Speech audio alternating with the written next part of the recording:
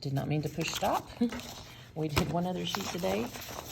There's a blue note on scatter plots. So what we did is everyone plotted the points, because remember, this is our X, this is our Y. Okay, well, first thing we need to do is label our axes in the title. So the title goes up here. Okay, first we need to figure out what goes down here. So I know this is my X column. This is age. This is my Y.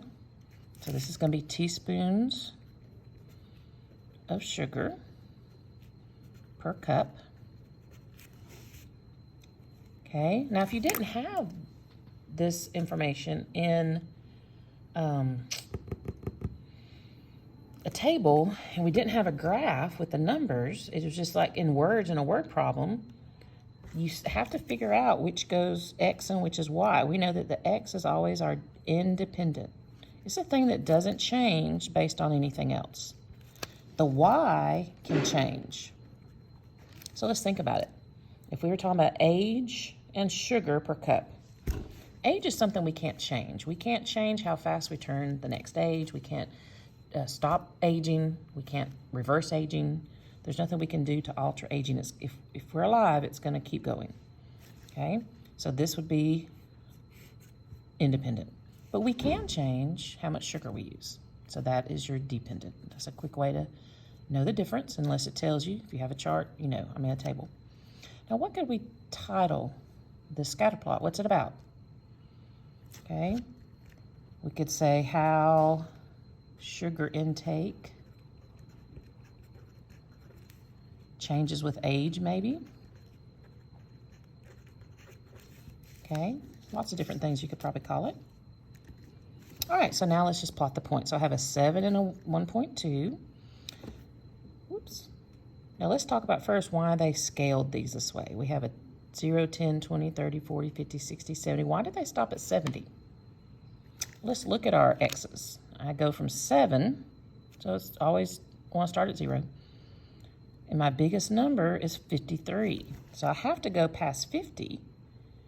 So I had to go to at least 55 or 60. I didn't have to go to 70, but that's fine if you go over. You just want to make sure you include all the numbers.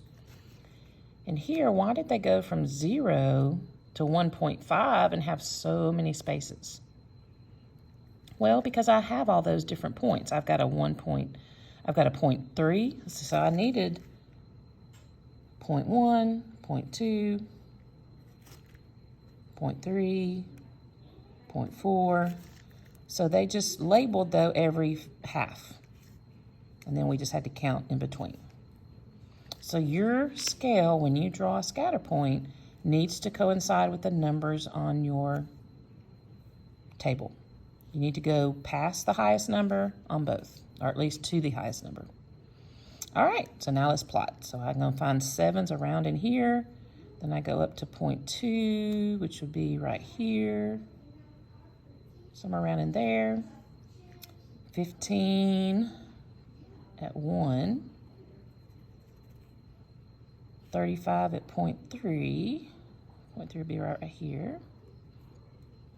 18 at 0.8. 0.8. 18 at 0.6. Wait, 0.6, oh, down here. Right here. Ooh, wait a minute, yeah. 29 at 0.6. 44 and 0.7. That's 45, so it'll be right here. At 0.7, here's 5. 7. 53 and 0. 50, about right here. 51 and 0.5, so 51.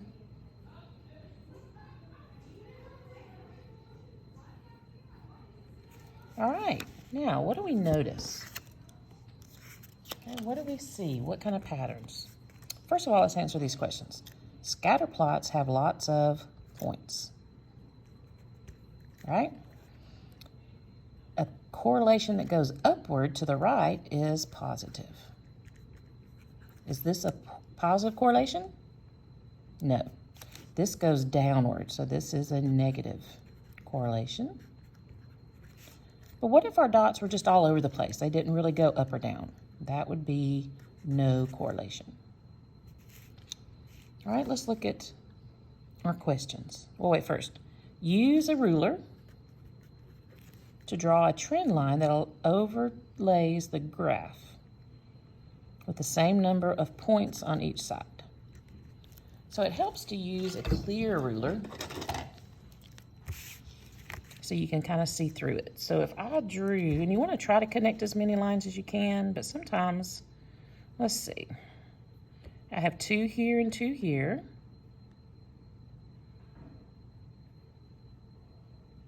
Let's see, let me do this, let's see. If I go through that, I have to go down this way.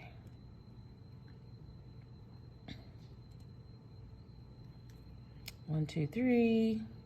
1, 2, 3. 1, 2. This is probably the best. Okay, there's, we can arguably done it a little bit differently. But these are about the same distance. That's a little bit further, so it could have gone a little bit more over. But then I would have too many on this side. I might could have gone down on this side of this one. But that looks good to me. It didn't tell us to do that, but that's about where the line of best fit would be. Probably could have gone a little bit more this way so that this dot's on this side. Okay, but that's all you do. You're just eyeballing it. You're doing the best you can, but I think I would have probably, if I had gone this way, let's see. Then I have 1, 2, 3 on this side and 1, 2, 3, 4 on that side. That was probably a little bit better, this one right here. All right, so what type of correlation? We already said negative. No, we didn't already say it, but it's going down, so it's negative. Which would you expect to be most likely for a 38-year-old, 0.2 or 0.5? So let's look at 38. So 38 is going to be about right here. And if we jot up down to our line, it's going to give us at 0.3. Okay, 0.3 is not an option, but 0.2 is in 0.5. Let's look at the chart.